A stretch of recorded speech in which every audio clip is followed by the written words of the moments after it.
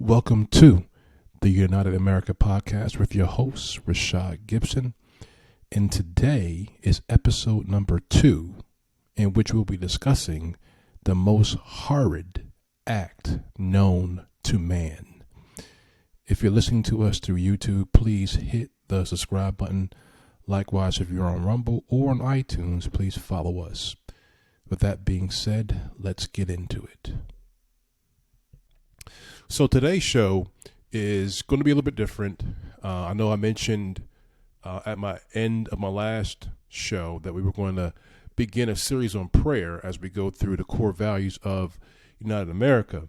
However, this past week, there's been a lot going on in the state of Connecticut with some bills that are being proposed. And I want to touch on the one, and it's on a topic which is very well known here in the States, and that is abortion. So in the state of Connecticut, obviously we permit abortion, unfortunately, up to 6 months in utero, which is absolutely insane for many reasons. But this particular bill is dealing with low-income women that live out of state, who live in states primarily who ban abortion. Praise God for that. But they ban abortion, and they want to have an abortion so that Connecticut is proposing to fund these pregnant mothers who are out of state to come to Connecticut to have the abortion. Now, within the bill, it's proposing $2 million, which would include the travel cost and also the actual abortion service. So when I found out about this, I decided to give a testimony at the state this past week, and I got right to the point, and that's what I wanted to talk about today. I actually wrote an op-ed that's going to be released on Sunday for the Western Journal, and you guys can check it out there, because pretty much what I'm going to be talking about today is what is contained in the article. There's so many different problems with this particular bill, but I'm not going to get into all the details of the bill. I want to get into the actual evil of abortion. I hate using the word abortion. And the reason why I hate using the word abortion is because it's a politically correct term.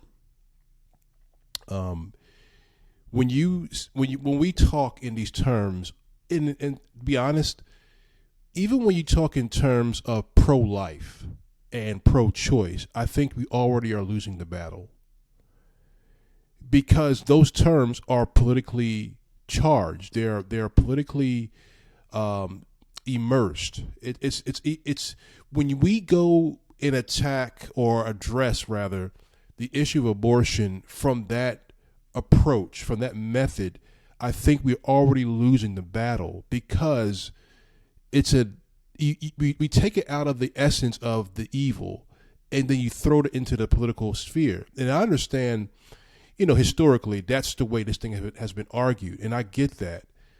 However, we have to look at the actual event, the actual procedure, and remove the political language, and it was on both sides, the pro-choice and the pro-life. And I'm 100% pro-life, don't get me wrong. But what I'm saying is, let's drop the language and begin to address the procedure. Because, as I wrote another op-ed this past week, hopefully it will be released either this week or next week, this is an affront to the image of God. It's an affront to the image of God. It is, in my view, and I'm jumping ahead a little bit, the abortion industry is nothing short than satanic. And I do not mean in metaphors. It is literally satanic. There is no question about it. So, with me saying all that, so if you say, Rashad, okay, what do you mean dropping the political language? This is what I mean. We need to all observe, every last one of us, whether you're pro-life or pro-choice, we need to all observe an actual butchering of a child. And I'm using my language carefully and precisely, because that is what's going on. Let's stop using the term abortion, and when we address this issue, let's address it as, do you believe in the butchering and the dismemberment and the literal torment of a baby, or as some of the liberals would say, or the leftists would say, fetus? Either way you cut it, you're playing semantics. Would you be in favor of the butchering and the dismemberment and the torture of a baby? Yes or no? Do you see the difference in using that language as opposed to, do you believe in abortion? It just gives a different feel. And you're being 100% accurate when you describe this horrid, satanic, and evil industry. You know, I was sharing with my wife this morning, and I said, you know, of course you hear the language so often, and we fall into it. We fall into the traps. And it's not a good, but from a deceptive point of view, it's a good deception. When you hear so often, you hear, it's about women's rights. It's about the woman's right to choose. And we shouldn't have any say in what a woman wants to do with her body and this, that, and the third. And the language is so deceptive and so intentionally evil. And why do I say that? Because number one, the issue is not the fact of the woman choosing to do something with her body, right? No, that's not the issue. Now, let me be very clear.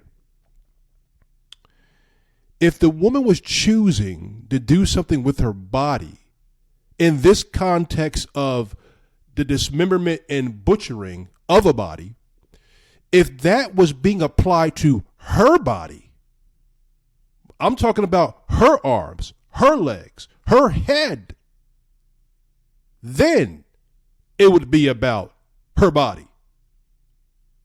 But it's not. It's about the body that's inside of her.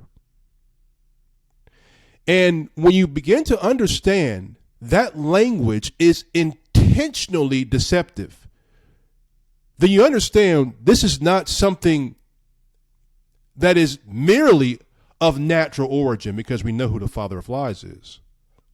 We know who's been a deceiver from the very beginning. This whole argument, this whole industry is based off deception. All of it. And those of us who are pro-life, I hate using that, but those of us who are for life, I would dare say, fall into the traps of that politically charged language. So what I'm saying is this: when it comes to the issue of a woman claiming it's about her body, my choice, and all that junk, it's a flat out lie. It ain't your body. I'm getting hood on you a little bit. It's not your body, and it's not your choice. You already made the choice. You made the choice when you laid down with so-and-so. That's when you made the choice. And your body is not the issue. You're not the one that's going to be ripped into pieces. You're not the one that's going to be sucked down a tube, being dismembered. You're not the one who's going to have a needle inserted into your heart to cause cardiac arrest, or to your head or to your abdomen to cause cardiac arrest and to die. That's not your body. That is literally the body of your own child. You may say, Rashad, you sound a bit harsh or a bit graphic. Yes, that's intentional, because I'm describing the procedure. You know, there's 4 ways in which a baby can be killed within their mother's womb. 4 ways. Number 1, the woman could take, and this is all dependent upon how far along she is in her pregnancy. The woman can take pills. I forget the name of them, but pregnancy pills, well, Plan B pills, whatever you want to call them. She can do that. And then what happens is on the first pill that's being administered, it begins to cut off the nourishment in the blood supply for the baby. So when that happens, the baby literally starves to death. The second pill that she's administered or that she takes then is utilized to expel the child when she goes use the bathroom. So pretty much when the baby has starved to death inside of her, or some of you may say fetuses, depending who's listening, when the baby starved to death and has lost nourishment and has died, then the second pill, it expels it from her body by her using the bathroom, and she literally will flush the baby down the toilet. Does that sound humane? The second approach is when, I believe, when the mother is about 5 to 13 weeks along in their pregnancy, is when the instrument is used. It's a very powerful suctioning device, which will literally be inserted into the woman's private area and into the womb of the child, and it will literally suck the baby out. But in the process of sucking the child out, the baby becomes dismembered. So, in other words, arms, legs, head comes apart because of the power of this suctioning device. And then the baby is expelled or rid of, like a piece of trash. Thirdly, and I believe this is when the baby is 20, I want to say, I think it's 3 months in, I can't remember. But the third method, and this is dependent upon how far along the mother is, they pretty much, same thing when the baby is at this point, when they're more than 13 weeks, when they're about 3 months or so, 3 to 6 months, I believe it is, in utero, the baby is so big that they can't just suction the baby out. So what they have to do is they pretty much have to dismember the baby while it's in the womb.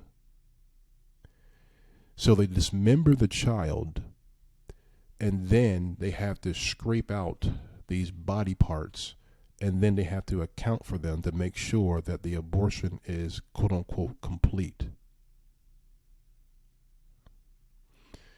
Now, when you get beyond the 6 month mark, because believe it or not, there are states that are that permit, rather, I think it's Vermont, Washington D.C., Oregon, Colorado, I can't remember, New Mexico, and another one I can't remember. 6 or 7 different states that permit abortions up to 9 months. There's no limit to it. But when you get beyond the 6 month period, so at 25 plus weeks, what happens is the child obviously can live outside the mother's womb. So what they do is they insert a needle with a particular drug, and they target the child's head, abdomen, or chest to insert this drug so that the child will have a cardiac arrest. And when they are inserted with this drug, they will die. So when that happens, the mother has to carry that dead child for at least 2 to 3 days, or 1 to 2 days, before they can actually deliver the child, because it's so big. So they give her another particular drug, and they dilate the cervix and everything so the mother can have the baby, the dead baby. But if the woman is not unable to deliver the child, that's when they go back and they do the same thing. They go inside the mother's womb, and they begin to dismember the baby, and they remove all the body parts out of the woman. and that again will complete the abortion. This is the reality of what goes on when we start talking about the topic of abortion. It is, in my view, the most grotesque, the most egregious, the most evil procedure known to man, without a question. I would challenge anybody to argue that it's not. Think about this for a moment. You have the most innocent amongst us, a precious baby, a little beautiful baby girl or baby boy that's in the most, supposedly the most safest place they could be, that is in their mother's womb. And instead of being cared for naturally by how God designed us, they are literally being tortured, because 95% of the time, the mother chooses not to have the baby out of inconvenience. So now, this baby who's in the supposedly the safest environment known to man, that is the mother's womb, now it turns into a torture chamber. And I just can't imagine. I cannot imagine the horror of a baby experiencing that pain, and then us celebrating what we call women's rights, or as some would say, reproductive justice. Now, yes, indeed, for the sick globalists who believe in population control, who believe in eugenics, it is justice for them, because that's what they're after. Do you see how sick this is? We even begin to adopt their language as mainstream. Reproductive justice. How in any way, shape, or form is that justice? You know, I have a stake in this, because I've even seen people who are so sick to argue children who have disabilities. You know, it's understandable why you would abort or dismember a child that's going to have a disability. I heard that sick argument, and I mean that, because the reason why it's something personal to me, because my wife and I had a child who had a lot of different issues going on. Asher, I mentioned him in my first show, and he had trisomy 18.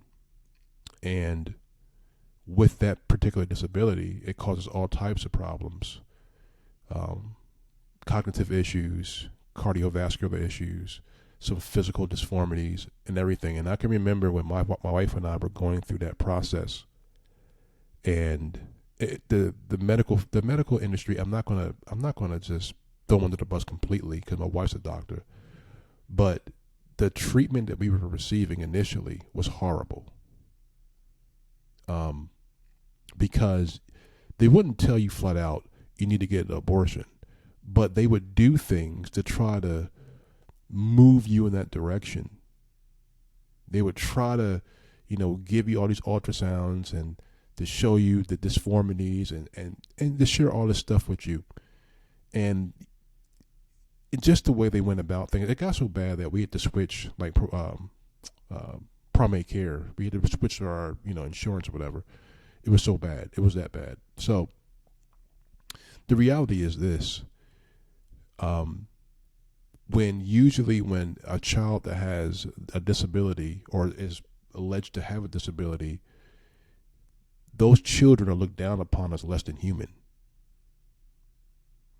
And people try to argue that it's justifiable to dismember the child and butcher it. I'm not using the term abortion. No, to dismember it and to butcher it and to torture it. It's justifiable because, they have so many problems. That's evil. That's flat out evil. So, of course, my wife and I, we had our baby. And yes, indeed, it caused a lot of pain because he only lived to be 70 days. However, We gave him life. We gave him his dignity. He was just not some piece of meat. That how so many people, they look at these babies as if they're less than nothing. That is absolutely insane. And then they treat them as if they're less than nothing by disposing of them as if they're not even a dog. Some people, this is the truth, man. I said this morning to my wife. I said, we have a little dog named Charlie. He's a little Dotson, only about 11 or 12 pounds. The way that we treat babies in the womb, we wouldn't even do to a dog. In fact, if you did it to a dog, you would probably go to jail. That's how we have been satanically deceived, manipulated, to view this issue of dismembering and butchering and tormenting and torturing a baby in the womb, in utero. You know, when I was at the state this past week and giving my testimony, you know, one of the things I mentioned to them, and I want you all to understand what I'm saying when I say this. Civil lawmakers are exactly that. They're civil lawmakers. They're not moral lawmakers. Do you understand what I'm saying when I say that? Civil law is based on moral law. Now, some of you say, okay, Rashad, what do you mean by moral law? What are you talking about? Well, this is what I'm talking about. The moral law, as we read about in the scriptures, is you look at Exodus 20. You can see the 10 commandments, and in the 10 commandments, you can read them all out. But we're just going for this purpose is to focus on the social commandments. That is, you shouldn't steal, you shouldn't lie, you shouldn't murder, you shouldn't defraud your neighbor. You know, you should honor your mother and your father, etc. But when you look at this from a civil jurisdiction, the civil law will look at those commandments and say, or those laws, if you will, and begin to attach penalties. So say for instance, if you murder someone, you can get life in jail or a death penalty, depending on where you live.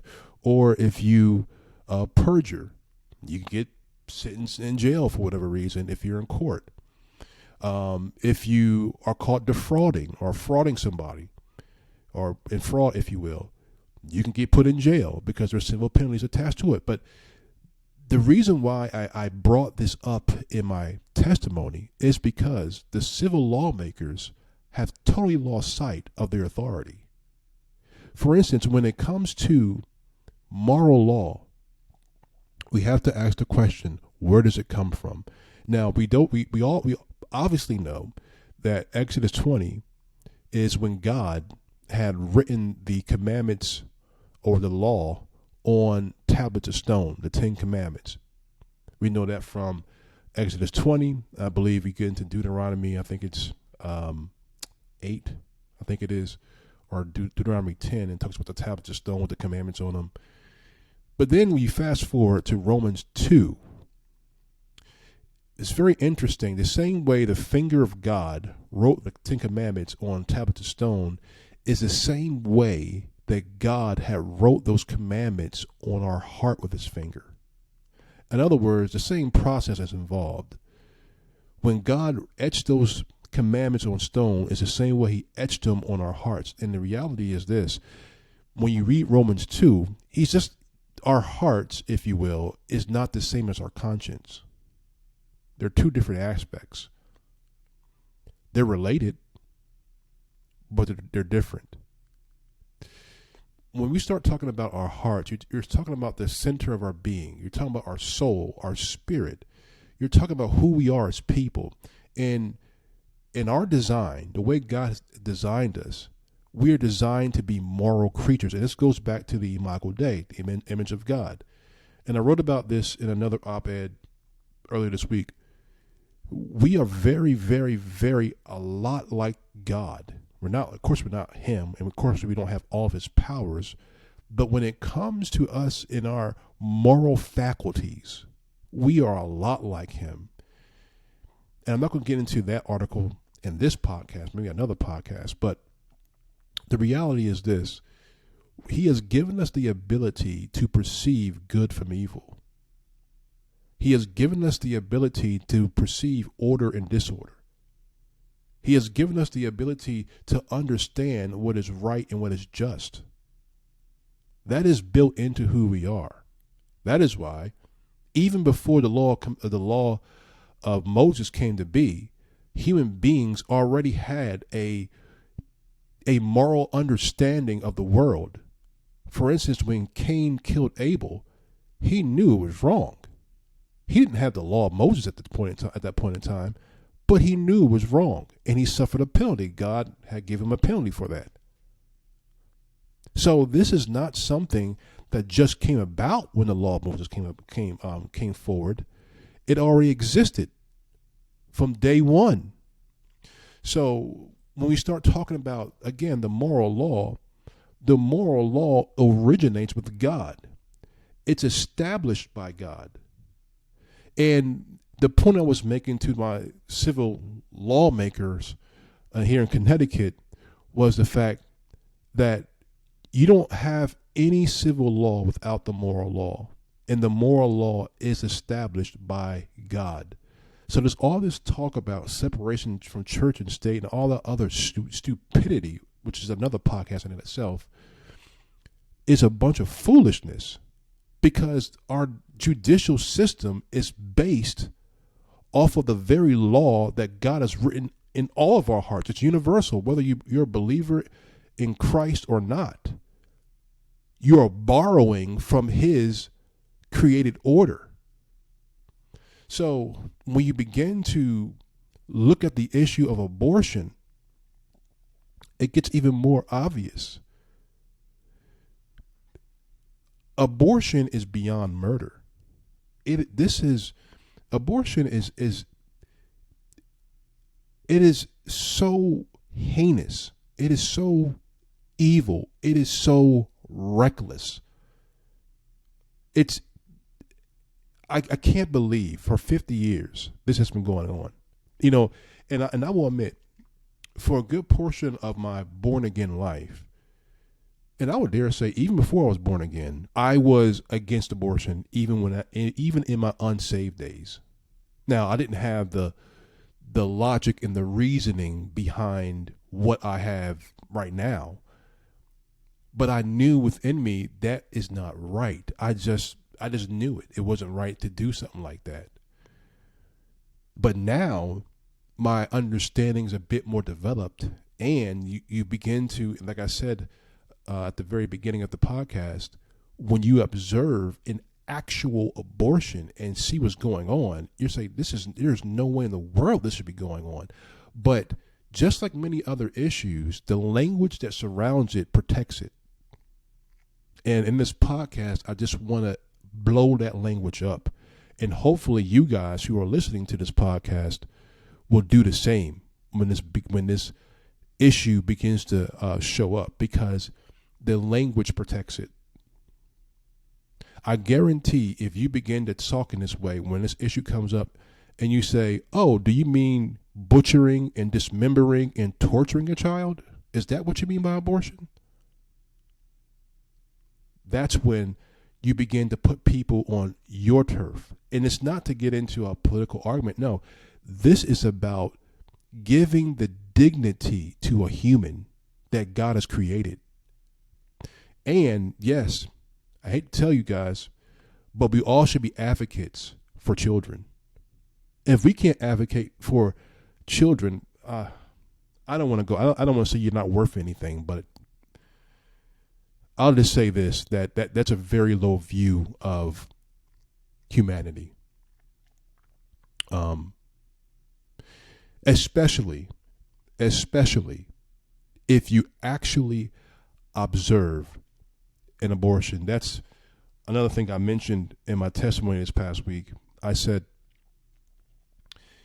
if you actually observe the procedure and you walk away from that, and then you still say, this is humane.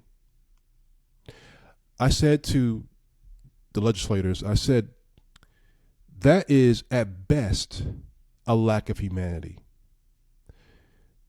At worst, it's borderline psychopathic. And I would dare say it's not even borderline, it is psychopathic. You see, a lot of this stuff, when I was in prayer this morning, I was even thinking about it. I said, I have been affected by the politically correct language and how this climate has been created to protect the industry. We all have been affected by it.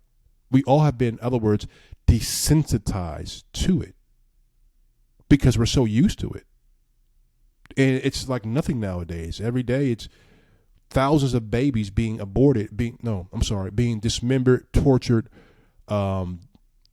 tormented every single day. And we have become so accustomed to it. It's not even talk. And then you have people that will fight literally to the death to have this industry to continue to go on. Now, of course, it makes a lot of money too, but there are people outside of making a penny from it are just extremely supportive of it. Now, I don't know if those individuals have seen an abortion, have actually looked at one. Maybe they have, and they still come away the same way.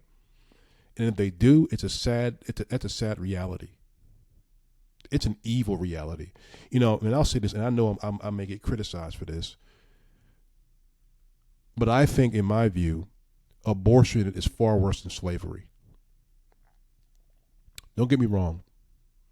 Slavery is an evil. It is an atrocity. It was wicked because the same thing was being done then. As you think about American slavery, black folks were viewed as being less than human. Property. Difference is, at least they were considered property. A baby's not even considered property. It's a fetus by some. At least in slavery, yes, a lot of them were killed by the slave masters. Well, not a lot, but some were. But at least they lived. These babies don't have a chance. And they die a brutal death. You see, slavery has ended. And when you begin to look at the statistics, there's over, I believe, every year, 800,000 at the very least, I think that was in 2017, 800,000 dismembered, tortured, butchered babies a year.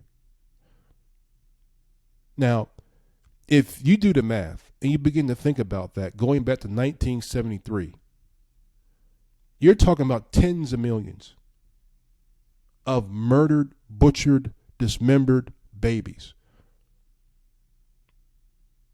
This is why I say it's far worse than slavery.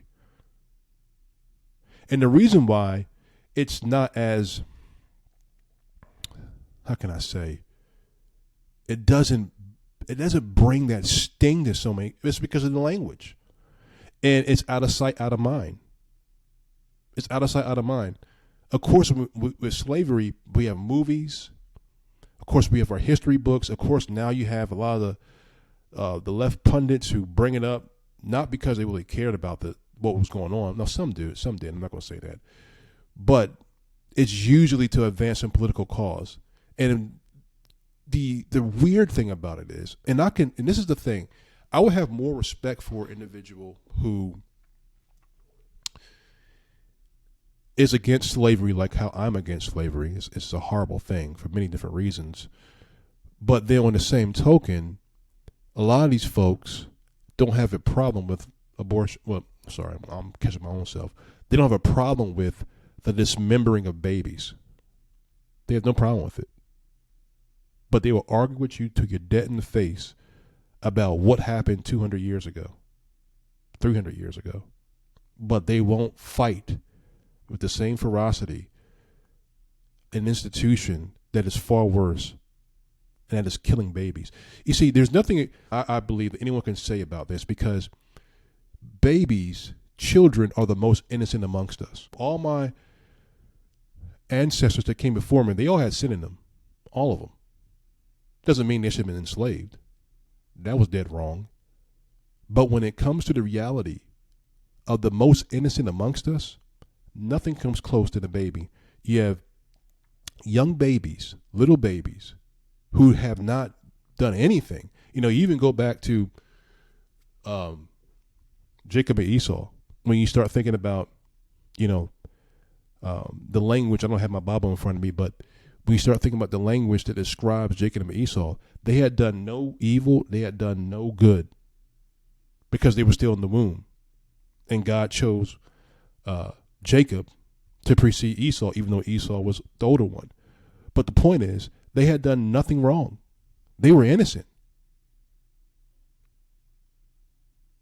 And this is why I say there's nothing worse. And even if the babies were being killed in a gentle way, there's no way gentle to kill a baby. But when you see the visualization of this, you say there's nothing worse than this ever.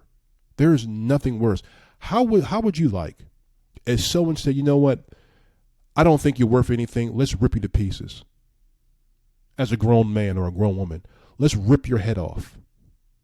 Let's just dismember you piece by piece. Let's give you a drug cocktail to give you a cardiac arrest.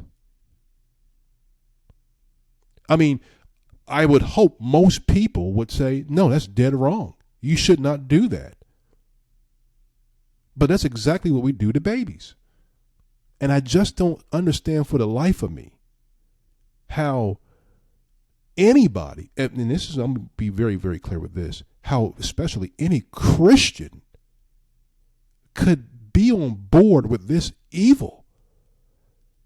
I can share a story with you. This is from my deliverance background. And I'm going to talk a lot about this on this channel as well, but I'll give you an example of what I mean, how evil this is. And of course, whoever listens to this, I don't know where you're at, if you're Reformed, if you're Baptist, if you're Charismatic, if you're Pentecostal, whatever. I like to call myself a Baptist-costal. I have my early moorings, my early beginnings is pretty much in Reformed theology. I was ordained in the SBC, etc. As years went on, the Lord began to open my eyes up to the reality of some of the charismatic reality. And I'm not saying that their theology a lot of times can be messed up at times, but there is some credence to some of the things that they practice. And deliverance and healing is a real reality. It's not because, and don't get me wrong, it's not because they practice it. It's because the Bible teaches it. It's because Jesus did it. It's because the early apostles did it.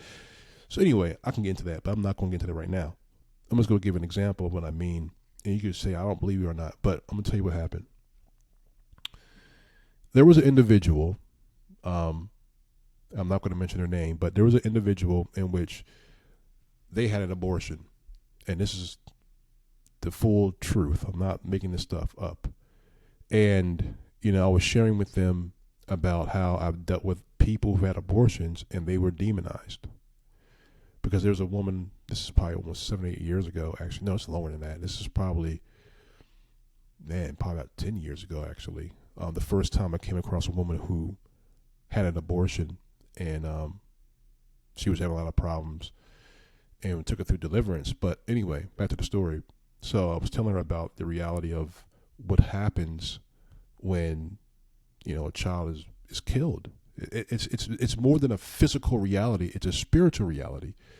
So, make a long story short, she felt the need to go through deliverance.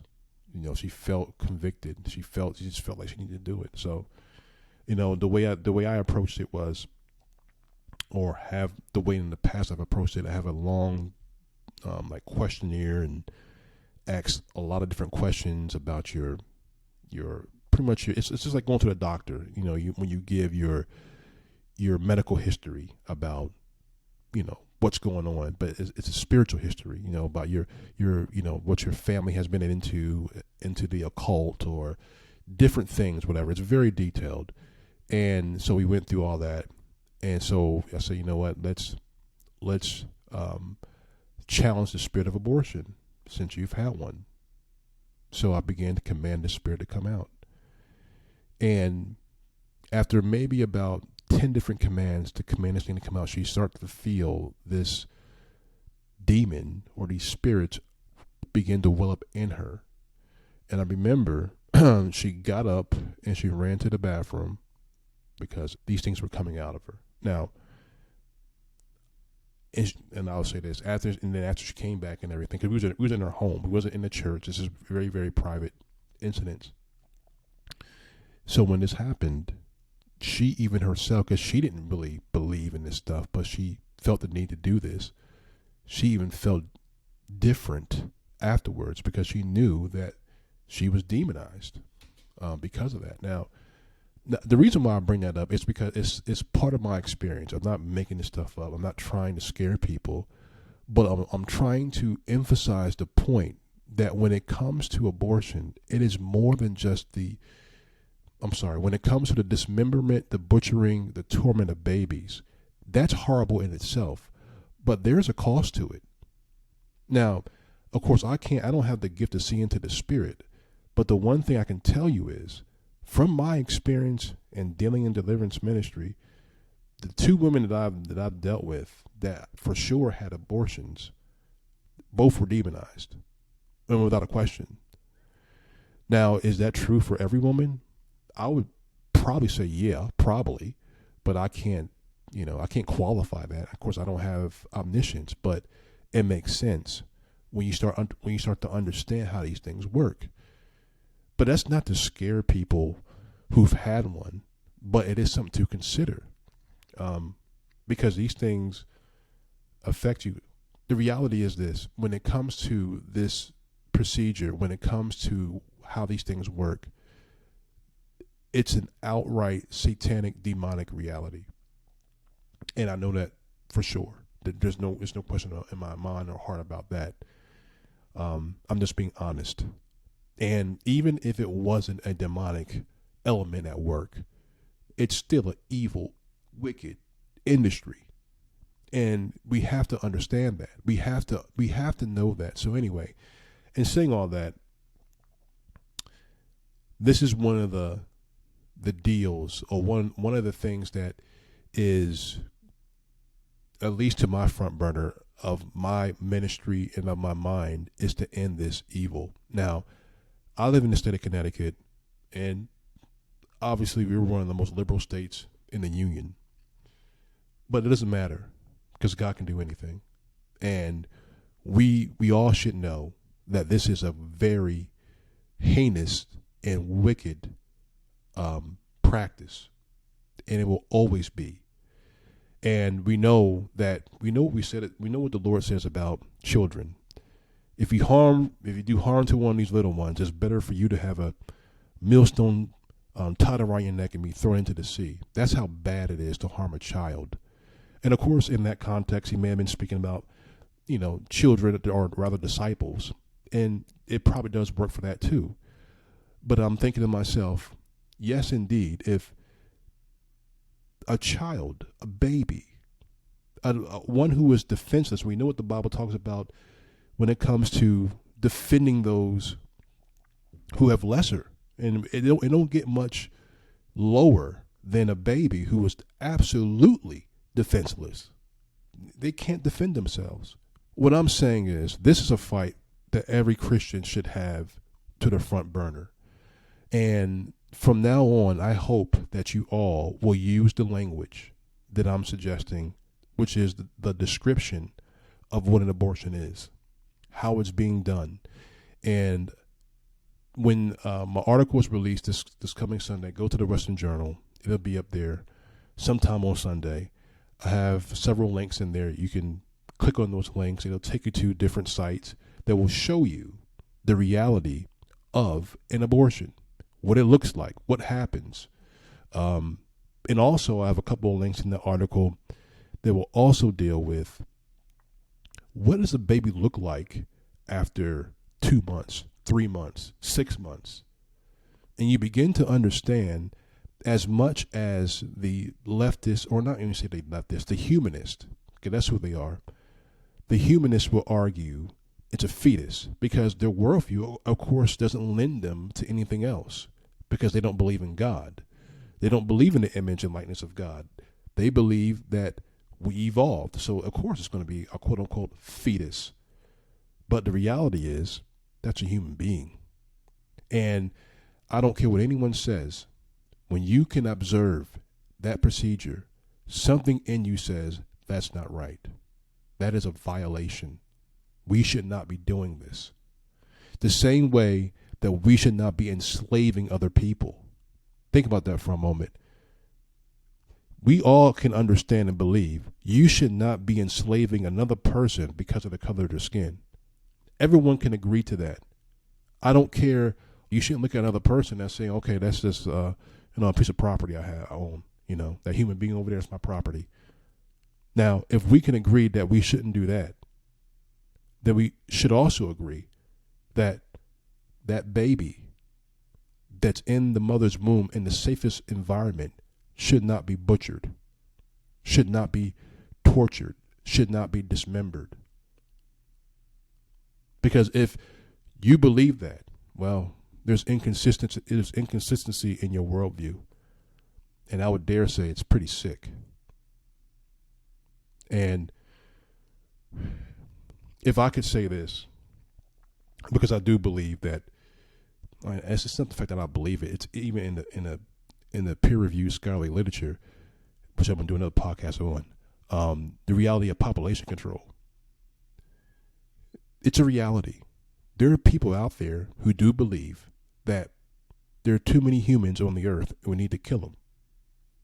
Now, you may not believe that exists, but it's in the peer-reviewed literature. There are people that believe that, and they've been believing that for a very long time. So when you start understanding the full scope of what's going on, then you got to understand that what we're dealing with is a reality. And whether you want to agree with it or not, well, that's on you. So with that being said, I'm going to end today's show.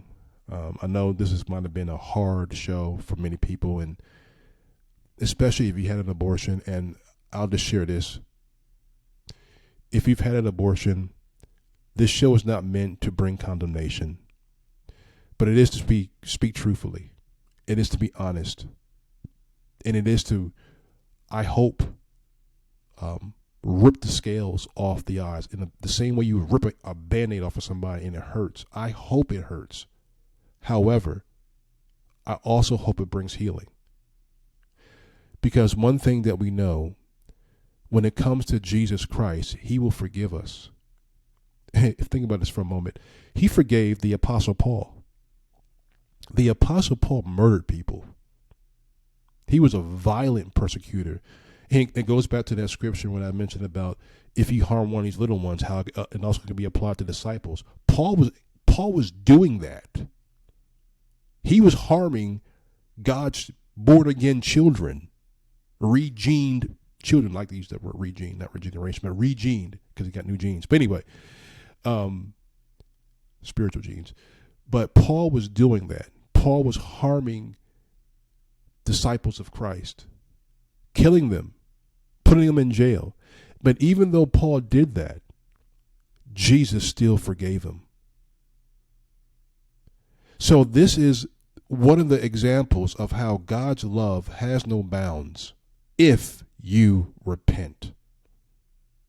If you repent, if you turn from your sin, if you turn from your wickedness and confess this is wrong. I'm no longer in agreement with this position and I'm standing against it.